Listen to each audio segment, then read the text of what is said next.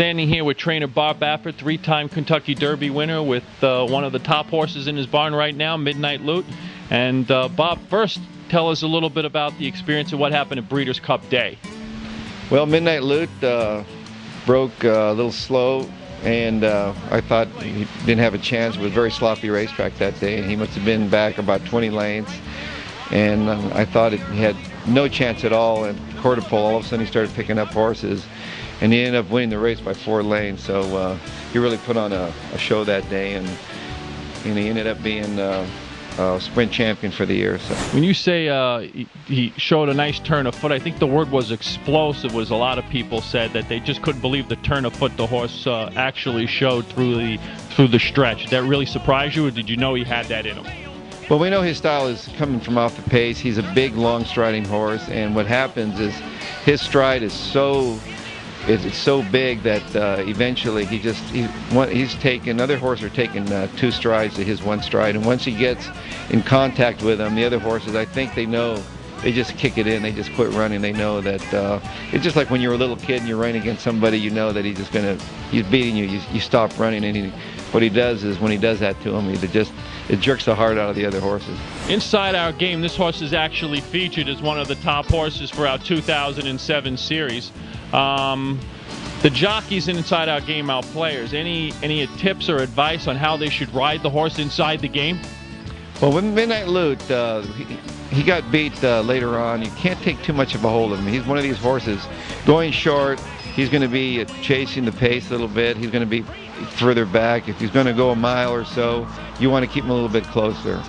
So we have a lot of your horses actually inside of our game. Which 2 horses would you like to see in a matchup, and how would you suggest to our players how they should ride each one? Well, I would love to see my Derby winners in the gate together. We have War Emblem, who is a speed horse. He had to be in the lead.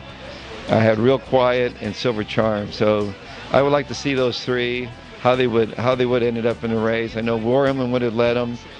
Silver Charm would have been stalking, and Real Quiet would have been a little bit further off the pace, but it would be a great matchup to see if they could catch War Emblem.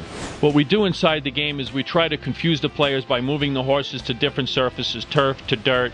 Is there anything that you can look at from a horse's past performance line that might indicate a horse might be able to make that change going from dirt to turf or turf to dirt? It's the fact that they don't like the dirt in their face. They don't like the kickback.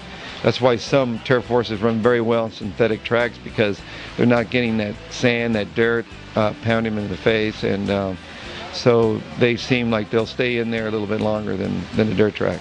And you've been doing thoroughbred racing for how long now? Well, I've been training horses since I was probably 14, 15 years old, but I came over here in like 1988. I started dabbling with the thoroughbreds, and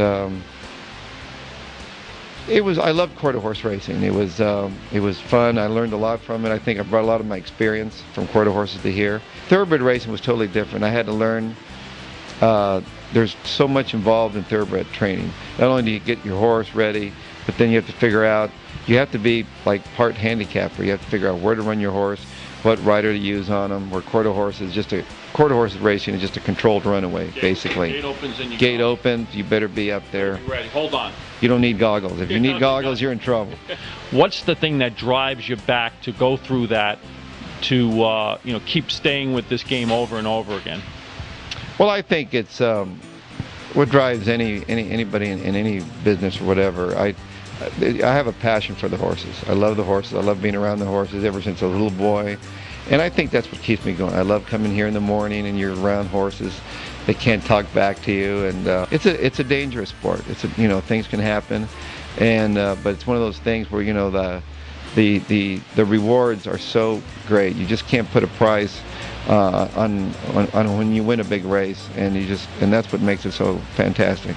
There's so much going on, and we don't really want to overwhelm them. What would you advise to a first-time person coming to the racetrack, from the betting aspect to what to see, what to enjoy, and just overall, what you think?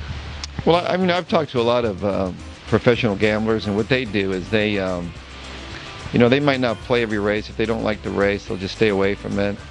I've seen some guys just play numbers. I've seen some guys everybody has their own little, and just feel for it and look at them in the paddock, see how they look, if they look, if they look healthy, if they look right, Healthy athletes feel good on their toes, kind of? Is that well, yeah, they look right. The horse, the only way he can express it the way he feels is by looking at their eyes, that expression. You don't want a horse that looks like he's quiet and just completely like he's sleepy or whatever, and you don't want one that's too rambunctious, but they can also run a big race also, but they can mislead you. I mean, I've had horses like Silver Charm and like Indian Blessing. They're in the paddock, they have their head down, they're quiet, they're sleeping, but then the gate comes open, they're gone. From our game perspective, you took a look at it.